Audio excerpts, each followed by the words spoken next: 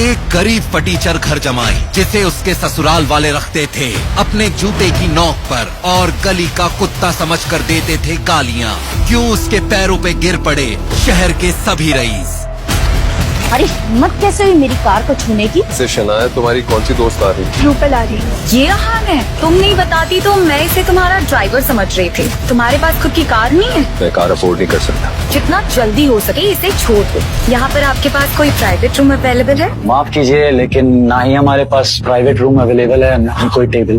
कोई बात नहीं, हम फिर कभी आ जाएंगे। अभी हम कहीं और चलते। अरे आहान सर, आप ये सामान क्यों उठा रहे हो? मुझे कॉल करके बुला लिया होता, मैं उठा लेता सामान। शायद आपको कोई गलतफहमी हुई है, ये हमारा नौकर है, हमारे ही साथ आया है। नहीं मैम, मुझे कोई गलतफहमी नहीं हुई। आहान सर के वजह से हमारा ग्रुप ऑफ होटल इतना बड़ा हुआ है। आपको प्राइवेट रूम चाहिए था ना? पर आप ही ने कहा ना कि रूम एंड टेबल अवेलेबल नहीं है। आप आहान सर के साथ हो, प्राइवेट रूम क्या, यहाँ का वैली व्यू का सबसे लग्जरी स्वीट आपको मिल जाएगा। आखिर क्या है ये माजरा? कौन है आहान? क्या होगा जब शनाया के घर वालों को आहान की सच्चाई पता चलेगी?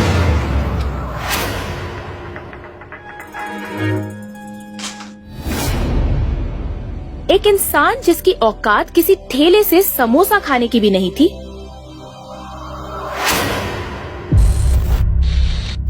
क्यों आज उसके सामने शहर के बड़े बड़े होटल वाले हाथ जोड़े खड़े हैं?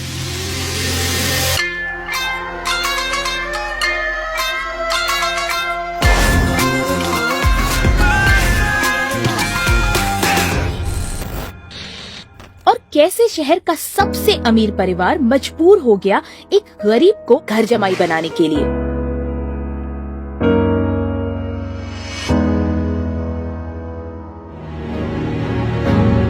आइए सुनते हैं एक ऐसी कहानी जो आजकल इंडिया में लाखों लोग सुन रहे हैं। तो सुनिए आप भी, वो भी फ्री।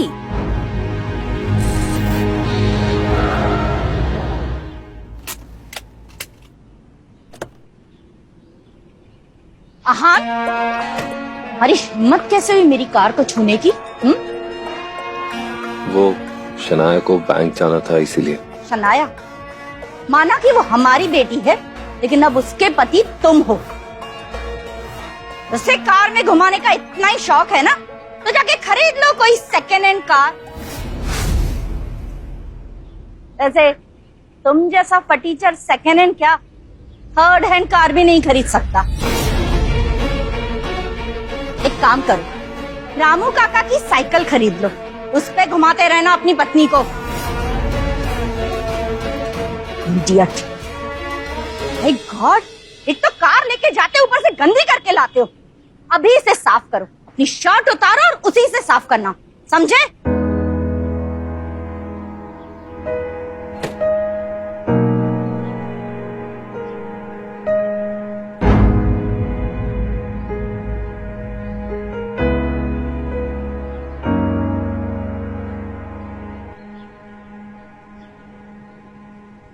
सुनो,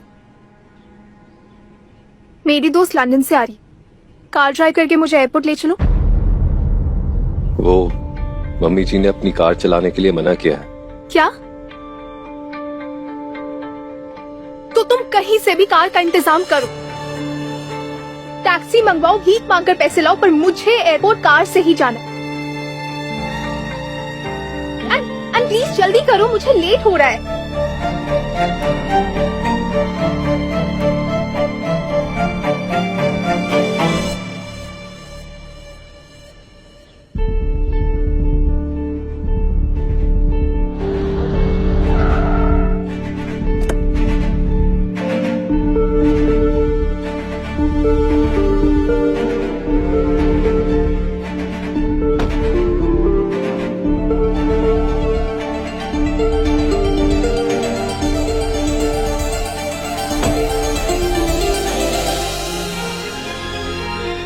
टू 704। इसे शनाया तुम्हारी कौन सी दोस्त आ रही? रूपल आ रही। वो अजीब लड़की वापस आ गई है। पर वो क्यों आ रही है? अरे ये तुम क्या बोल रहे हो, अजीब लड़की? वो मेरी बेस्ट फ्रेंड है और 3 सालों के बाद वापस आ रही है। अब चलो जल्दी, मैं उससे मिलने के लिए बहुत एक्साइटेड हूँ। इस बड़े से शिमला शहर में अगर आहान रायजादा किसी से डरता था तो उसकी सास मिसेस यामिनी गिल के बाद वो रूपल गुप्ता थी। रूपल शनाया के बचपन की इकलौती दोस्त थी। 3 साल पहले शनाया की मॉम के साथ उसने भी आहान और शनाया की शादी के लिए अपना अपोज बिना डरे दिखाया था। एकदम से आहान को उसकी सुहाग रात वाला दिन याद आ गया। उसके ससुर शेखर गिल ने बहुत खुशी से सुहागरात के रूम को सजाने के लिए कहा था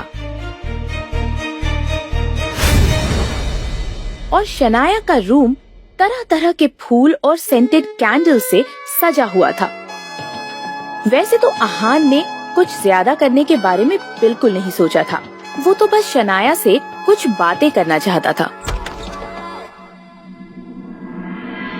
लेकिन सबके सोने के बाद रूपल उस रूम में आ गई और उसने सारे डेकोरेशन को तहस नहस कर दिया।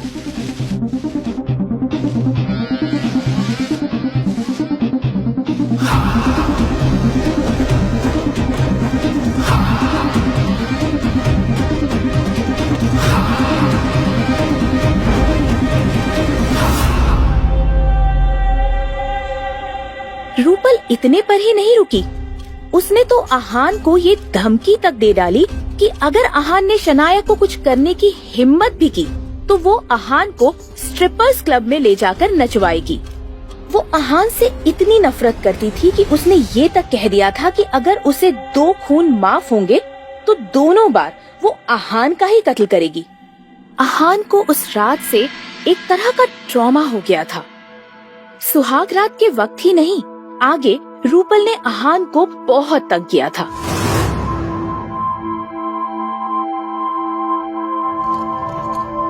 वो तो आहान की जान तब छूटी जब शादी के 1 महीने बाद ही रूपल पढ़ने के लिए लंदन चली गई।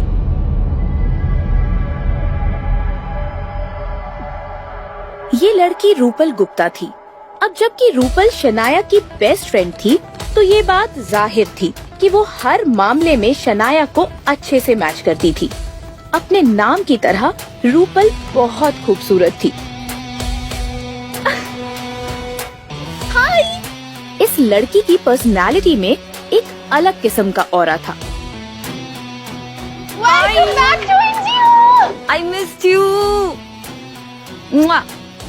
चल या I used to miss you यार। अच्छा, 1 सेकेंड। मैंने सुना इंडिया की सबसे बड़ी कंपनी स्प्रिंग कॉर्पोरेशन का प्रोजेक्ट मिल गया है तुम्हें। वो हाँ, अब वो प्रोजेक्ट मिलने में शायद आहान का ही कोई हाथ है। आहान ने मदद की तुम्हें। शनाया प्लीज तुम मजाक मत करो।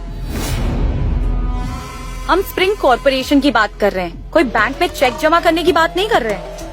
अच्छा, तुम्हें मुझ पर यकीन नहीं हो रहा है तो आहान से ही पूछ लो। अच्छा, ये आहान है। ओह, तुम नहीं बताती तो मैं इसे तुम्हारा ड्राइवर समझ रही थी। शनाया से ये बात छिपी नहीं थी कि रूपल और आहान का 36 का आंकड़ा था और अगर रूपल ऐसे ही बातें करती रही तो आहान उसके साथ झगड़ ही पड़ता। रूपल, तुम्हें जरूर भूख लगी होगी ना? क्यों ना हम पहले किसी अच्छे से रेस्टोरेंट जाकर खाना खा लें? शनाया, एक तुम ही हो जो मेरी इतनी ज्यादा फिक्र करती हो।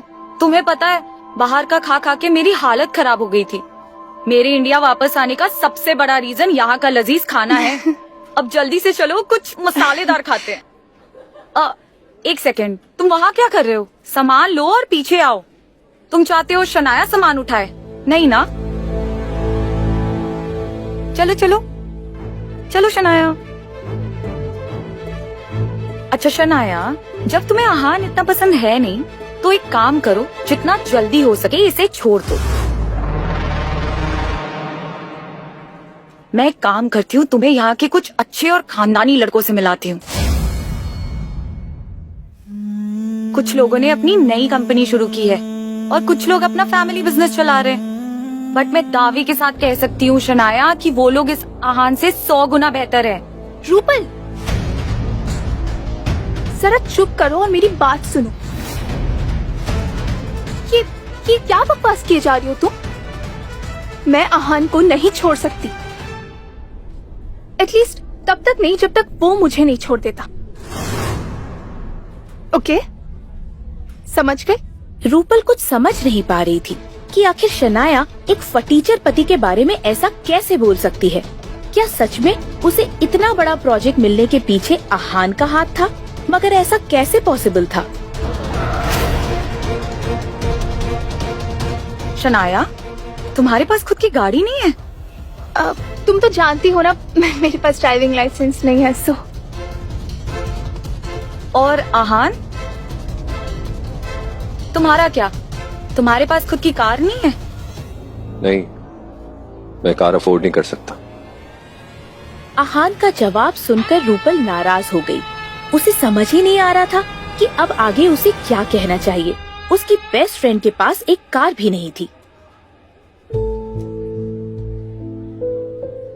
अब चलो भी।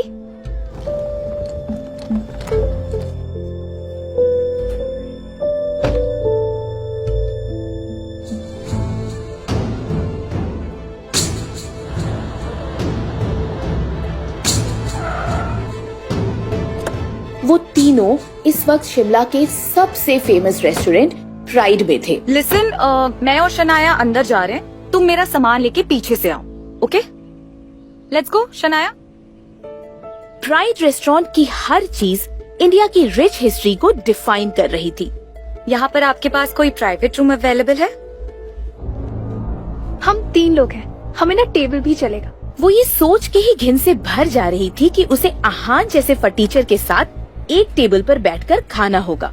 तभी रेस्टोरेंट के मैनेजर ने जवाब दिया। गुड आफ्टरनून मैम, माफ कीजिए लेकिन ना ही हमारे पास प्राइवेट रूम अवेलेबल है, ना ही कोई टेबल। कोई बात नहीं, हम फिर कभी आ जाएंगे। अभी हम कहीं और चलते हैं। अरे आहान सर, आप ये सामान क्यों उठा रहे हो? मुझे कॉल करके बुला लिया होता, मैं उठा लेता सामान। एक्सक्यूज मी, शायद आपको कोई गलतफहमी हुई है। ये हमारा नौकर है, हमारे ही साथ आया है। नहीं मैम, मुझे कोई गलतफहमी नहीं हुई है। और मैं इन्हें कैसे नहीं पहचानूंगा? आहान सर की वजह से हमारा ग्रुप ऑफ होटल इतना बड़ा हुआ है।